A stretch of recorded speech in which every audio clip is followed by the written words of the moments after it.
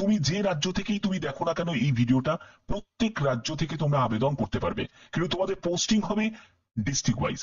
অর্থাৎ তুমি যে ডিস্ট্রিক্ট তুমি সিলেক্ট করবে, পশ্চিমবঙ্গের যে ডিস্ট্রিক্ট সিলেক্ট করবে, সেই ডিস্ট্রিক্টেই তোমাদের পোস্টিং হয়ে যাবে। সম্পূর্ণ গুরুত্বপূর্ণ তথ্য থাকবে এই ভিডিওতে। কোন রকম লিখিত পরীক্ষা ছাড়াই এই নিয়োগটি করা হচ্ছে, যেটা তোমাদের জন্য গোল্ডেন অপরচুনিটিস। অবশ্যই তোমরা আবেদন করো, প্রত্যেকে আবেদন করো। তো দেখো প্রত্যেকটি তথ্য ভিডিওতে। তো দেখো আমি নোটিশটা ওপেন করে নিয়েছি, তোমরা এখানে দেখতেই পাচ্ছ যে একদম official notice, government of West Bengal food and supplies ডিপার্টমেন্টের তরফ থেকে, খাদ্যশ্রী ভবনের তরফ থেকে এই বিজ্ঞপ্তি জারি হয়েছে, যেটা হলো 28শে মে 2025-এ। আবেদনের শেষ তারিখ কবে? 20 জুন। 20 জুন 2025 হচ্ছে আবেদনের শেষ তারিখ। এখানে কোনো রকম আবেদন মূল্য লাগবে না, কোনো আবেদন মূল্য এখানে লাগছে না। আবেদন করতে হবে সম্পূর্ণ অনলাইন মোডে, কোনো অফলাইন মোডের কিন্তু অপশন নেই। তোমাদের এখানে বলা হচ্ছে যে last date submission of application 20 June 2025, বিকেল 5:30টার মধ্যে তোমাদের সম্পূর্ণ আবেদন তোমাদেরকে কমপ্লিট করতে হবে, শুধুমাত্র অনলাইনে। ঠিক আছে, এখানে বলাই হয়েছে যে application shall be submitted online through the departmental website. সেটা হলো এটা। কিভাবে আবেদন করবে তার যে প্রাথমিক প্রসেস সেটাও তোমাদের দেখাবো, এবং বলা হচ্ছে যে no offline application will be entertained. অর্থাৎ তোমাকে কোন রকম অফলাইন আবেদন তোমাদের গ্রহণ করা হবে না, শুধুমাত্র অনলাইনে আবেদনই কিন্তু অ্যাকসেপ্ট করা হচ্ছে।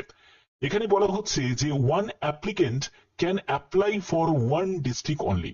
এটা দেখে তোমাদের মনে হতে পারে যে স্যার এখানে কি সম্পূর্ণ ডিস্ট্রিক্ট ওয়াইজ নিয়োগটা করা হচ্ছে, মানে যে জেলা থেকে বিলং করছো সেই জেলাতেই আবেদন করা যাবে? না, এরকম কোনো ব্যাপার নেই। তুমি যে কোনো রাজ্য থেকে আবেদন করতে পারো, যে কোনো জেলা থেকে তুমি আবেদন করতে পারো, কারণ এখানে মেন কন্ডিশন যেটা সেটা হলো ইন্ডিয়ান সিটিজেন, অর্থাৎ ভারতীয় নাগরিক প্রত্যেকে আবেদন করতে পারে। কিন্তু তোমাদের পোস্টিং হবে হচ্ছে ডিস্ট্রিক্ট ওয়াইজ। অবশ্যই তোমরা কমেন্টে জানাবে, এখনই তোমরা কমেন্টে জানিয়ে দাও যে তোমার জেলার নাম, প্রত্যেকে কমেন্টে জানিয়ে দাও, যাতে তোমাদের কাছে এরকমই লেটেস্ট আপডেট গুলো প্রোভাইড করতে পারি। ঠিক আছে, এখানে বলছে যে সিলেকশন প্রসিডিওর। দেখো সিলেকশন প্রসিডিওরের ক্ষেত্রে কোন রকম রিটিন এক্সাম কিন্তু তোমাদের হবে না, কোনো রিটিন এক্সাম হবে না। কি হবে?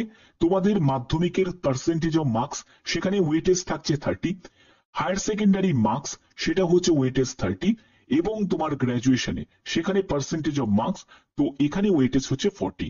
টোটাল 100 যে ওয়েটেজ আছে তার ভিত্তিতে একটা মেরিট প্রিপেয়ার করবে, এবং এটাই হচ্ছে সিলেকশনের চূড়ান্ত প্রসেস। তারপরে তোমাদের যথারীতি টাইপিং টেস্ট নেওয়া হবে ফেজ 1-এ, তারপরে হচ্ছে তোমাদের ইন্টারভিউ হবে। অর্থাৎ এই যে 1:3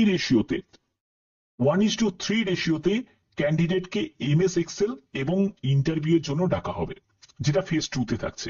ওকে, তো আশা করি ব্যাপারটা ক্লিয়ার।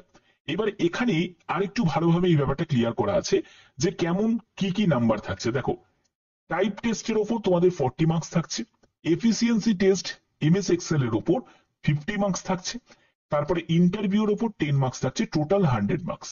ওকে, তাহলে প্রথমে তোমাদের সিলেকশন করা হচ্ছে তোমার পার্সেন্টেজ অফ মার্কসের ভিত্তিতে, সেটা সিলেকশন করে নিচ্ছে, এবং সিলেকশন হওয়ার পরে তোমাদের এই স্টেপগুলো থাকছে। বোঝা গেল? আচ্ছা, তো এখানে তোমরা তো যে কোনো রাজ্য থেকে আবেদন করতে পারবে, যে কোনো জেলা থেকে আবেদন করতে পারবে, এবং এখানে কি বলা হচ্ছে ভালো করে দেখে নাও। এখানে এলিজিবিলিটি ক্রাইটেরিয়া দেখো, ভারতীয় নাগরিক প্রত্যেকে আবেদন করতে পারে। মিনিমাম এডুকেশন কোয়ালিফিকেশন হচ্ছে গ্র্যাজুয়েশন, অর্থাৎ যে কোনো শাখায় তুমি যদি গ্র্যাজুয়েট হয়ে থাকো, সেটা আর্টস হোক, সায়েন্স হোক, কমার্স হোক, অবশ্যই তুমি আবেদন করতে পারবে। এবং বি পয়েন্টে বলছে সার্টিফিকেট ইন কম্পিউটার অ্যাপ্লিকেশন, অর্থাৎ সিসিএ। এবার এই সিসিএটা 3 মাসের হতে পারে, কোনো বেসিক কম্পিউটারের সার্টিফিকেট, 6 মাসের হতে পারে, 1 বছরের হতে পারে, যাই হোক না কেন, কোনো মেনশন করা নেই কিন্তু কত মাসের হতে হবে। ঠিক আছে, এবং এখানে এজ লিমিট হচ্ছে 21 থেকে 35 বছর, 1 জুন 2025 হিসাবে। বেতন কত টাকা পাবে? 16,000 টাকা প্রতি মাসে বেতন পাবে। এবং এখানে তোমাদের কি টাইপের কাজ করতে হবে বলা হচ্ছে যে inspecting staff food and supplies ডিপার্টমেন্টে, সেখানে তোমাদের ব্লক মিউনিসিপ্যালিটি লেভেলের যেসব অফিস আছে সেখানে তোমাদের ইন্সপেকশন টাইপের তোমাদের স্টাফের যে কাজগুলো সেগুলো তোমাকে করতে হবে, সেগুলোকে অ্যাসিস্ট করতে হবে। এবং তোমাদের সম্পূর্ণ কাজ অফিসিয়াল ওয়ার্ক টাইপেরই তোমাদের কাজ থাকছে। অর্থাৎ এটা কিন্তু খুব ভালো একটা পোস্ট, ভালো একটা সম্মানীয় পোস্টে কিন্তু তোমাদের এই নিয়োগটি করা হচ্ছে। এবার এখানে দেখো তোমাদের কোন কোন ডিস্ট্রিক্ট গুলো, এই ডিস্ট্রিক্ট দেখে ঘাবড়ালে চলবে না যে শুধুমাত্র এই ডিস্ট্রিক্টেই আবেদন করা যাবে, এই ডিস্ট্রিক্টের ক্যান্ডিডেটরাই আবেদন করতে পারবে, এরকম কোনো ব্যাপার নেই। আগেই ক্লিয়ার করে দিয়েছি, ভারতীয় নাগরিক প্রত্যেকে আবেদন করতে পারো, যে কোনো জেলা যে কোনো রাজ্য থেকে আবেদন করতে পারো। এই লিস্টে মানে 12টা যে ডিস্ট্রিক্ট দেওয়া হয়েছে, 12টা ডিস্ট্রিক্টের মধ্যে যদি তোমার জেলা যদি বিলং না করে, তবুও তুমি আবেদন করতে পারো, যে কোনো একটা জেলা তুমি সিলেক্ট করে নেবে। বুঝাতে পারলাম? তো দেখো কোন কোন জেলা: উত্তর দিনাজপুর, জলপাইগুড়ি, আলিপুরদুয়ার, পশ্চিম বর্ধমান, হুগলি, পূর্ব বর্ধমান, নর্থ চব্বিশ পরগনা, নদিয়া, কলকাতা, মুর্শিদাবাদ, পূর্ব মেদিনীপুর আর সাউথ চব্বিশ পরগনা। এই যে জেলাগুলো দেখছো, এই সব জেলাগুলোতে তোমাদের কি হবে, পোস্টিং হয়ে যাবে। কিন্তু আবেদন করতে পারবে অল ইন্ডিয়া, প্রত্যেক প্রার্থীরাই আবেদন করতে পারে। বোঝা গেল?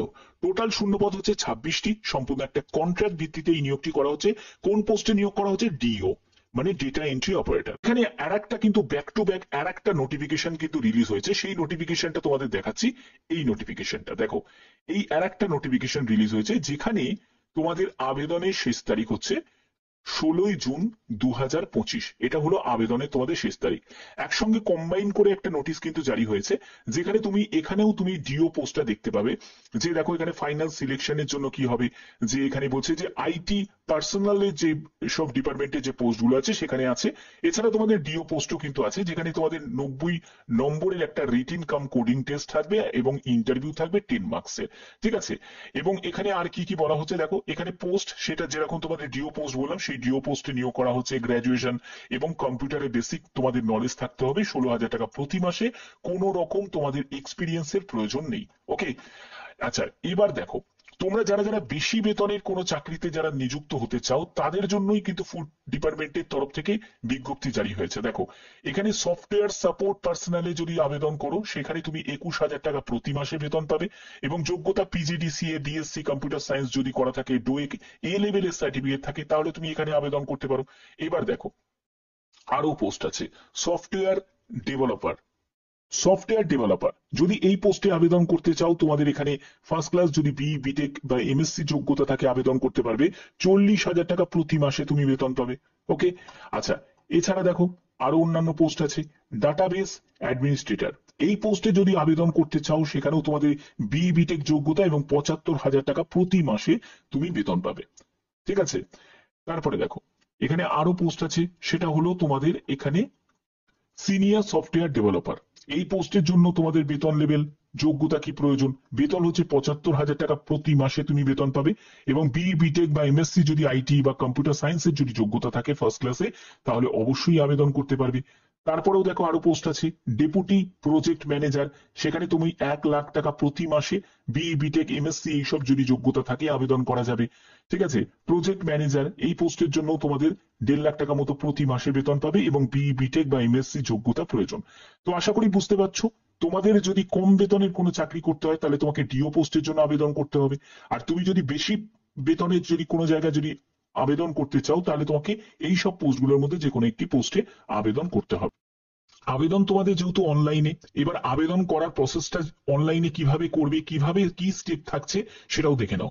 এখানে আবেদন করার জন্য আমি একদম অফিসিয়াল ওয়েবসাইটে চলে এসেছি। তোমাদের অবশ্যই সেই ওয়েবসাইটের লিংক আমি ডেসক্রিপশনে দিয়ে দেবো, তোমরা সেখান থেকে ডাইরেক্ট ভিজিট করতে পারবে। এখানে তোমরা দেখতেই পাচ্ছ, এই অফিসিয়াল ওয়েবসাইটে ভিজিট করলে এরকম একটা ইন্টারফেস পেয়ে যাবে, যেখানে তোমাদের রিক্রুটমেন্ট সেকশনে গিয়ে ক্লিক করতে হবে। আমি রিক্রুটমেন্ট সেকশনে গিয়ে ক্লিক করছি। ঠিক আছে? অনেকেই আবেদন শুরু করে দিয়েছে। তো দেখো এখানে আবেদন করার জন্য তোমরা দেখতে পাচ্ছ যে তোমাদের প্রথমে যে পোস্টে নিয়োগ করা হচ্ছে, যেটা আইটি পার্সোনালি, সেখানে কিন্তু তুমি ডিও পোস্টটাও দেখতে পাবে। এছাড়া আরো অন্যান্য যেসব পোস্টগুলো সেগুলো তুমি দেখতে পাবে। এবার আবেদন করার স্টেপ কিন্তু সেম। এখানে কি করতে হবে, অ্যাপ্লাই নাও অপশনে ক্লিক করতে হবে। এখানে অ্যাপ্লাই নাও অপশনে ক্লিক করার পরে তোমাকে আধার নাম্বারটা বসাতে হবে। তোমার যে আধার নাম্বার যে মোবাইলের সঙ্গে লিংক করা আছে, সেই মোবাইল নাম্বারে একটি ওটিপি আসবে। তোমাদের অনেকের প্রশ্ন জাগবে যে স্যার আমার তো আধার কার্ডের সঙ্গে মোবাইলের লিংক করা নেই, তাহলে কি হবে? তাহলে যদি লিংক না করা থাকে তাহলে কিন্তু কিছু হবে না। এখানে আধার কার্ডের সঙ্গে যার মোবাইল নাম্বারের লিংক করা আছে সেখানে একটি ওটিপি আসবে, সেই ওটিপিটাকে তোমাকে এখানে বসাতে হবে। বসিয়ে তোমাকে বাদবাকি প্রসেসগুলোকে কমপ্লিট করতে হবে। এবার কি কি স্টেপ থাকছে সেটা বলছি। সেটা হলো তোমার অ্যাড্রেসের ডিটেলস চাইবে, তোমার যোগ্যতা চাইবে, শিক্ষাগত যোগ্যতার সম্পূর্ণ ডিটেলস, তোমাকে ডিস্ট্রিক্ট চুজ করতে হবে, অর্থাৎ তুমি কোন ডিস্ট্রিক্টে তুমি অ্যাপ্লাই করছো সেই ডিস্ট্রিক্ট তোমাকে চুজ করতে হবে। এই সব স্টেপগুলো তোমার থাকবে, ঠিক আছে? এছাড়া আর কি থাকবে? এছাড়া হচ্ছে তোমাদের কাছ থেকে শুরু করে তোমার এখানে তোমাদের শিক্ষাগত যোগ্যতার সম্পূর্ণ ডিটেলসটা চাওয়া হবে, এবং তোমাদের পরবর্তী স্টেপ হিসাবে যেটা চাইবে সেটা হলো তোমাদের কম্পিউটারে কোনো বেসিক নলেজ আছে নাকি, সেটাও তোমাকে ইয়েস নো করতে হবে। তো এই হচ্ছে তোমাদের সম্পূর্ণ ডিটেলস গুলোকে তোমাকে এখানে এন্টার করে সাবমিট করতে হবে। যেহেতু তোমাদের কোনো আবেদন মূল্য লাগছে না, প্রত্যেকে আবেদন করতে পারো, একজন পুরুষ প্রার্থী হোক বা মহিলা প্রার্থী হোক, প্রত্যেকেই এখানে আবেদন করতে পারো, কারণ সম্পূর্ণ ফ্রি অফ কস্টে এই নিয়োগটি করা হচ্ছে। এটা কিন্তু প্রত্যেকের জন্য একটা বড় অপরচুনিটিস। এবং এখানে তুমি যখন ফাইনালি ডকুমেন্ট ভেরিফিকেশনের সময় যাবে, যখন তোমার ইন্টারভিউ হবে, তার আগে তোমাদের কিন্তু ডকুমেন্ট ভেরিফিকেশনও কিন্তু হয়ে যাবে। এবার এই ডকুমেন্ট ভেরিফিকেশনে তোমাদের কি কি ডকুমেন্টস তোমাদের নিড আছে সেগুলো বুঝে নাও। দেখো এখানে ডকুমেন্টস যেগুলো নিড আছে সেগুলো তোমাদের বলছি। সেটা হলো প্রথমত তোমাদের যেটা লাগবে সেটা হলো এডুকেশন কোয়ালিফিকেশন। তোমার এডুকেশন কোয়ালিফিকেশন যা আছে সেইগুলোর ডিটেলস তোমাদের লাগবে, একেবারে 10 থেকে শুরু করে 12 থেকে শুরু করে গ্রাজুয়েশন থেকে শুরু করে প্রত্যেকটি কিন্তু তোমাদের ডকুমেন্টস লাগবে। এছাড়া তোমাদের সিসিএ মানে কম্পিউটার অ্যাপ্লিকেশনের যে সার্টিফিকেট সেটাও তারা চেক করবে। তো এগুলো হয়ে গেল। তারপরে হচ্ছে ডেট অফ বার্থের সার্টিফিকেট, ঠিক আছে, এটা দেখবে। তারপরে হচ্ছে কাস্ট সার্টিফিকেট, তুমি কোন কাস্ট থেকে বিলং করছো সেটা দেখবে। আধার কার্ড অবশ্যই ইম্পর্টেন্ট, তোমাদের বললাম যে আধার কার্ডের নাম্বার, যেহেতু এখানে আধার কার্ডের নাম্বার এন্টার করেই তোমাদের আবেদন করতে হচ্ছে, তো আধার কার্ড তোমাদের অবশ্যই প্রয়োজন, ঠিক আছে? তো এই সব ডকুমেন্টস কিন্তু তোমাদের একদম মানে কনফার্ম যে এইসব ডকুমেন্টস গুলো অবশ্যই তোমাকে রেডি রাখতে হবে আবেদন করতে গেলেও। এছাড়া তোমাদের যখন তুমি ডিভিতে যাবে তখনও কিন্তু এগুলো প্রয়োজন আছে। আশা করি তোমাদের বোঝাতে পারলাম।